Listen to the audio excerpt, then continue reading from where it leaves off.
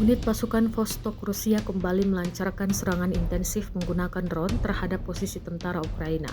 Dalam rekaman yang diunggah di Telegram, Sabtu 20 September 2025, terlihat drone tempur Rusia menghantam titik konsentrasi prajurit Ukraina di wilayah Krasnopol dekat pemukiman Ivanovka. Ledakan presisi dari udara berhasil menghancurkan pasukan yang berada di lokasi tersebut. Tidak hanya itu, serangan beruntun juga berhasil menggagalkan upaya rotasi tentara Ukraina di sekitar pemukiman Veliko Mikhailovka. Hal itu disebut semakin melemahkan pergerakan serta jalur logistik militer Ukraina di garis depan. Rekaman tersebut menjadi sorotan di media sosial.